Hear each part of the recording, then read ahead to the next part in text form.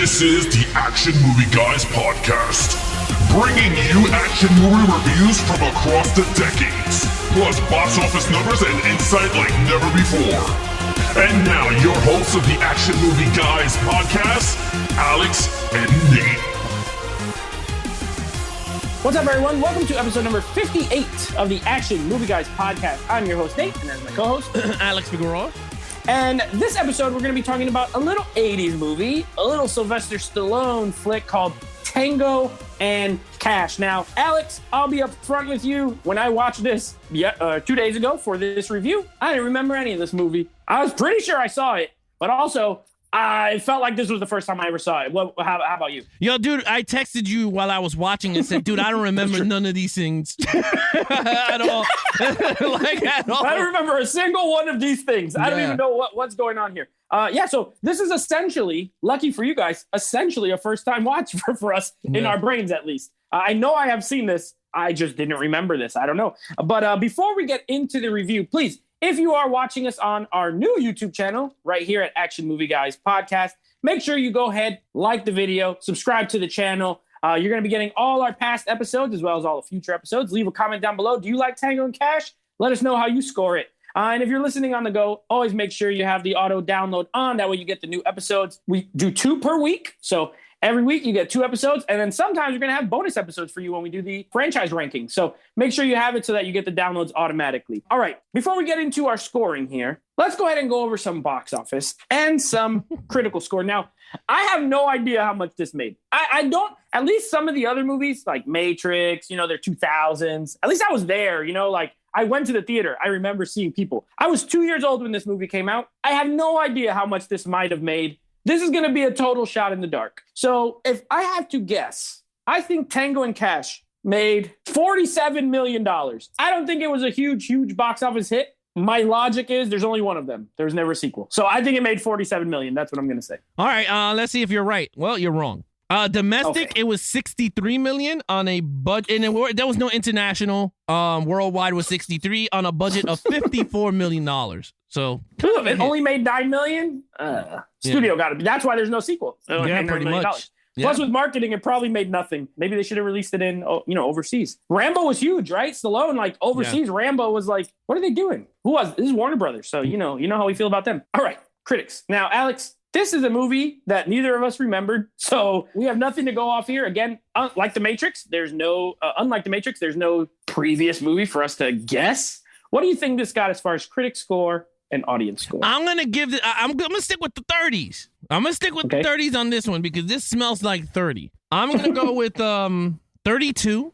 Okay. Because I went 33 with Matrix 3 and I got that off by 2. So I'm gonna go with I'm gonna stick around that range. I'm gonna go 32. 33 wasn't lucky. So I'm gonna go 32. Okay. Audience? A whopping 29. Oof, 29. You said people hate this movie. All right, so critics, close, 30% on the nose. 30% exactly. Audience, a little bit off. It is a 52% for audiences. So not bad.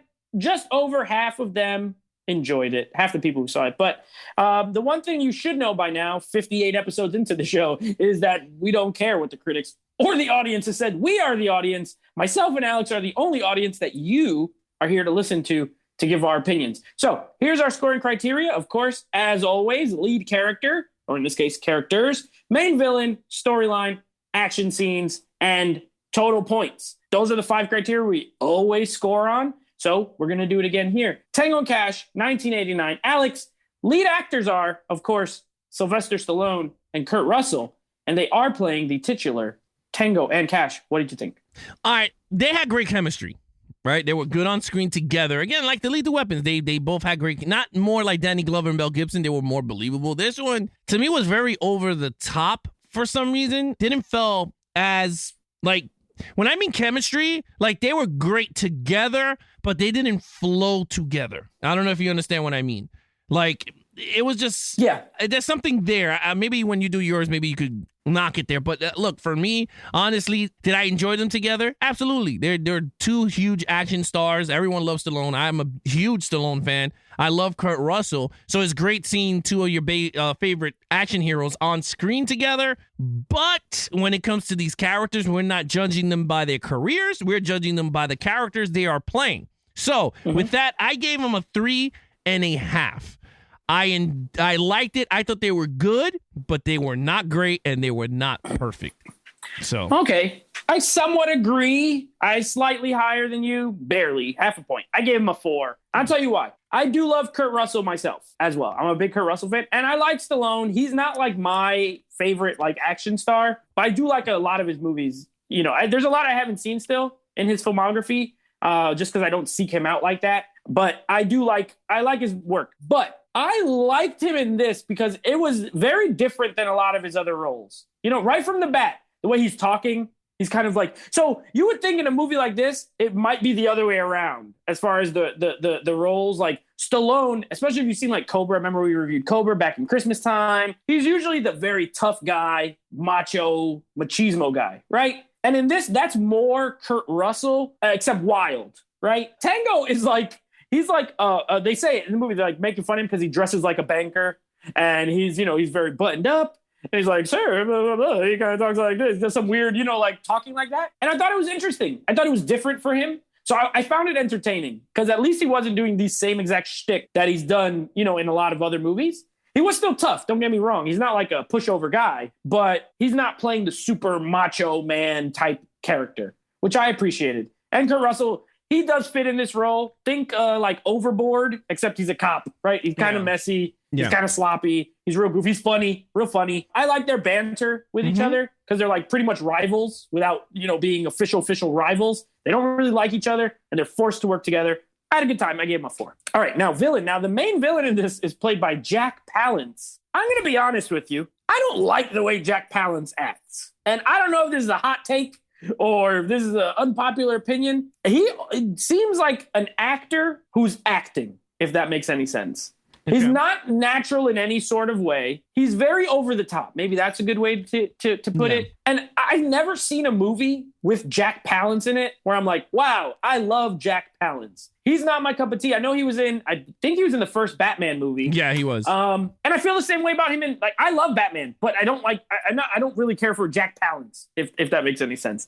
He's not my cup of tea. He's old. He's old in this. He can't fight or do anything like that. He's one of those like overlord type bosses. And if you've listened to the other 57 episodes of this, you guys know that is not my favorite kind of villain. You know, the one who doesn't really do much. He just tells other people what to do. Yeah, I didn't love him. I gave him a 2. Okay.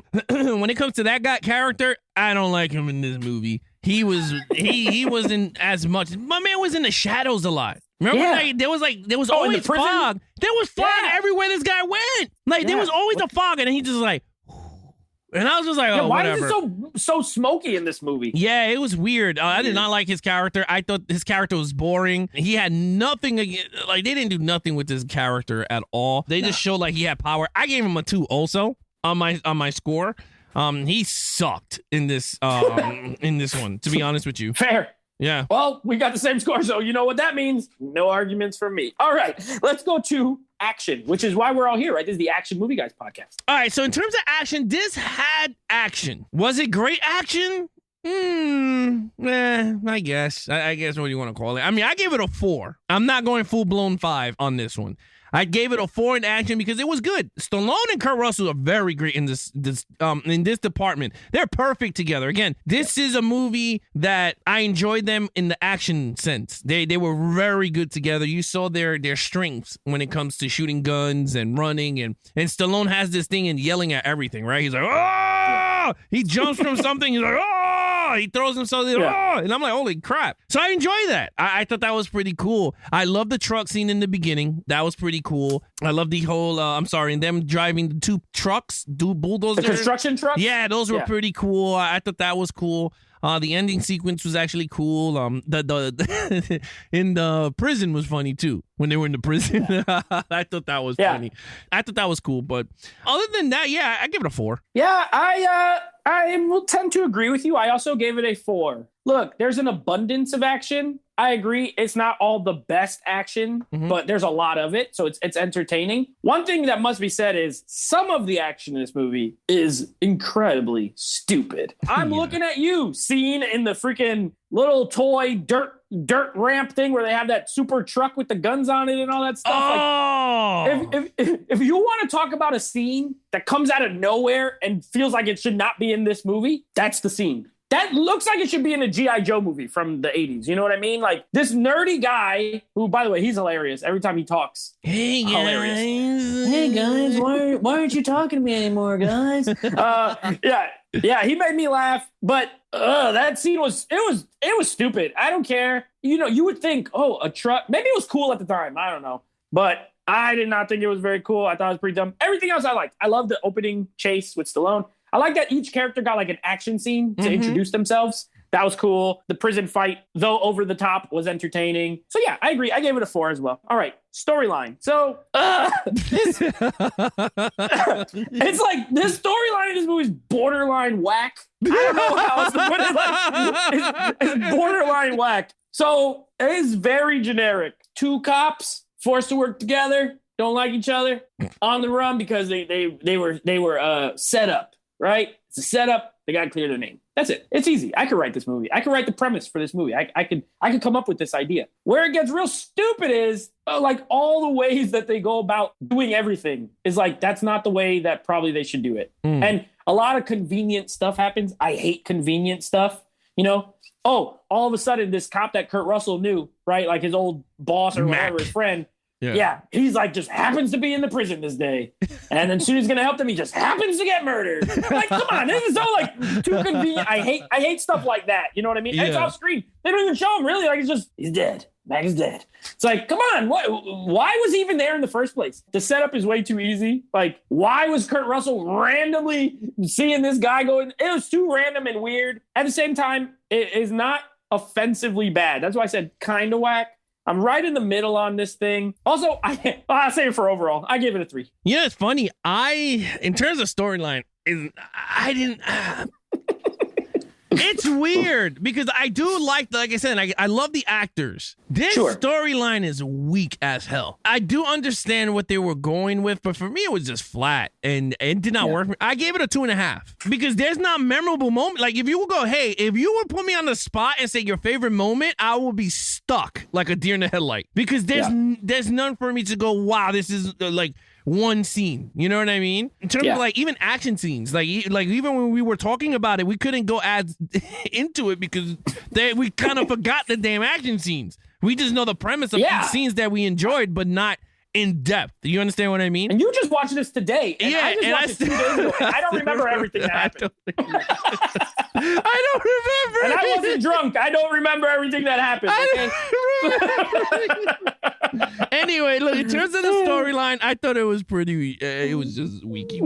I gave it a 2.5. Yeah, overall. You go. That's me. Overall, look, I gave it a 3 for good. It's a good, entertaining movie. It's a fun movie for those of you that like action movies and love these 2 stars at their prime. It's great. Again, you like their characters.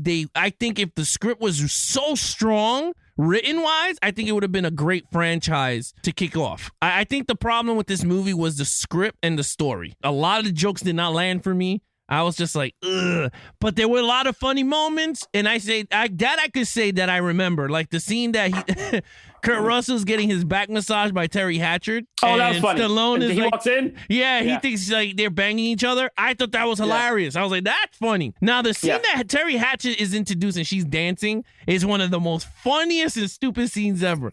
Why would I want to go to a strip joint to see a chick, first of all, clothed? She's clothed, right?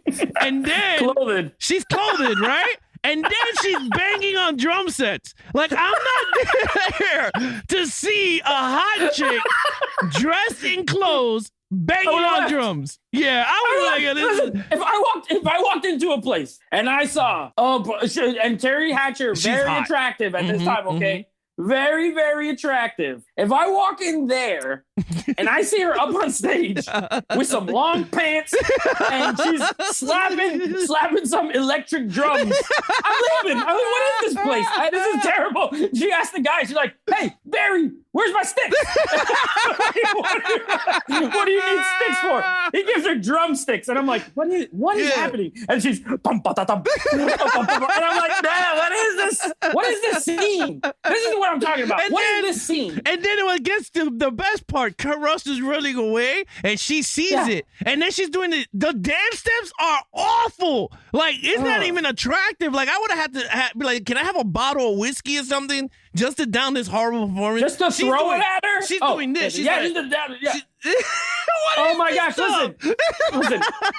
I agree with you. So that's not the only thing. There's two things in this movie that are so unrealistic and dumb, and I don't understand why, because first of all, this movie's rated R. You didn't have to do this. It's like a very tame kind of scene. You know what I mean? And I'm not saying every movie has to have nudity or anything. But what I'm saying is if it fits, it's okay. It makes sense. You could have put it as rated R. It's not a PG movie. But number two, and this was a reason that, real quick, my overall, same as you. I gave it a 3. But the prison scene. What in the hell what kind of prison is this? Like, this is supposed to be a prison in America, and it's like an Afghan prison or something. Like, there's like fires going off. They're burning the walls. They're throwing paper everywhere. I'm like, who gave these inmates fire? Yeah. Who gave these inmates all this stuff in their prison walls? They got like naked pictures of ladies. They got all this stuff. It's so unrealistic. And then as they're going down the hall, and I'm gonna get you, Tango. I'm gonna kill you, Cash. It's like, okay, these 2 cops arrested every single person in this whole prison. Give me a break. It's like for any bit of realism they might have, they just I respect them. They just chuck it out the window. And at least it's over the top. You know what's so funny about that? So when they're showering, right? My wife goes, there's something wrong here. And I'm like, what? She goes, why is Stallone still has his necklace on? He's in prison. And I was like, I guess they forgot. And she goes, but it's gold. Exactly. That's what I'm saying. It doesn't make sense. That scene was kind of funny though. And when he's like going to pick up the soap, he's like, hey, when he bends down, and he's like, I'm just picking up the soap. Like, don't flatter yourself. So look, I gave it a 3 though, because even though that's very stupid, and it is really stupid, nobody can tell me different. The movie's entertaining. Look, we're talking all this stuff. I laughed. Mm-hmm. I laughed intentionally and unintentionally. So I can't get mad at that. Like there was stuff that was supposed to be funny, and it was. And then there's stuff that was maybe not supposed to be, but was also funny, like Terry Hatcher and her drums. This is a thoroughly watchable movie. Yeah. That's the best way to describe it. I'm not mad at it. I didn't love it. I don't think it's a great movie. I stop at about pretty good, to be honest. Like, it's pretty good. The 2 leads are entertaining. They're good actors. Most of the cast is good except Jack Palance, who I don't care for. I like the other gang leaders, like the Asian guy. I forget his name. He's in everything. Everything, yeah. Yeah, and then it's James Hong. That's his name. James Hong. Just came back to me. And then you have, of course, the Irish guy, right? They were good. I like them. I wish they did more stuff than Jack Palance. But I gave it a 3. It was entertaining. All right, so what's your total score? My total score is 15 out of 25. Mine is 16 out of 25. So we were close. Yeah. This might be, of all the movies we reviewed, as far as like a movie in this range, this is one of the ones I enjoyed watching more than some of the other ones. For a not great movie, I had a pretty good time watching it. I could see myself watching it again in like 5 years. You know what I mean? Because I don't rewatch movies very close together usually. And being like, hey, this movie's still pretty stupid, but it's kind of a fun time at least. You know what I mean? So yeah, that's Tango and Cash. And this is the first in our Sylvester Stallone month. We got some other stuff coming up. We got a couple of first time watches for me. And so we're going to be watching Judge Dredd this month. We're going to be watching Assassins this month. I believe we're watching The Specialist this month. A good one. Oh. And we're watching one of my favorites, Demolition Man. I absolutely love Demolition Man. Yeah. I cannot wait to rewatch it. That should be fun. And then, of course, we'll be starting our next series, which is the Indiana Jones franchise. So keep an eye out and an ear out for all of those. So there you have it, guys. Now, if you want to follow Nate over on his Instagram account, check it out. It's Nateflix Reviews. Check out the podcast with him and his friends called Nateflix Movie Reviews. Anything action movie, guys, please head over to levelsofgeeks.com/podcast. That's where we have our audio and video. They're nicely organized for you guys, or if you guys want to take us on the go, please search on Spotify, Apple, or anywhere you listen to your podcast on. Search for Action Movie Guys, and then please subscribe, follow, leave a rating, hit that auto download so every time new videos are out, new audio is out, you guys can listen to it once it's nice and fresh out the box. And then, of course, for those of you on YouTube, Please search for us, Action Movie Guys. Hit that subscribe button if you enjoyed this content. And of course, hit the like buttons and then notification. So every time I might just start putting the brand new episodes and then slowly introduce the old ones, and then it'll just catch up. That's the cool thing I like about the YouTube. So I think I'm going to start doing that for you guys. So you get the audio and video at the same time. It'll be pretty cool. But other than that, the Matrix rankings will be coming out also this week. Later this week, we're going to be doing the Matrix ranking for you guys. So check out for that once it is dropped, coming soon this week. Other than that, I'm your host, Alex Figueroa, and that is Nate from Netflix Reviews. Be awesome to each other and geek out.